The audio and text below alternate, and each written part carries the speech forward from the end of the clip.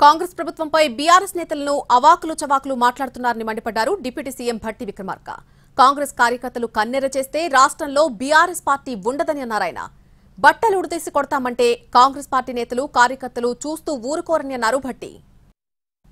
ప్రజల కోసం పనిచేస్తున్నటువంటి ప్రభుత్వం పైన ఈనాడు బీఆర్ఎస్ పార్టీ సంబంధించిన నాయకత్వం అవాకులు చవాకులు పేలుతా ఉన్నారు.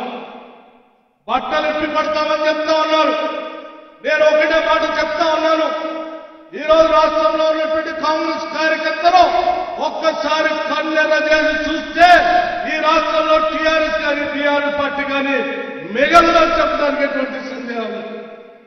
మీరు బట్టలు ఇప్పి ఓడ తీసుకొడతా అంటే చూస్తూ ఊరుకోవడానికి ఇక్కడ కాంగ్రెస్ పార్టీ కార్యకర్తలు కానీ నాయకులు కానీ ఎవరు చేతులు ముడుచుకొని కూర్చోలేదని కూడా చాలా స్పష్టంగా టీఆర్ఎస్ పార్టీ నాయకత్వానికి హెచ్చరిస్తా ఉన్నాం.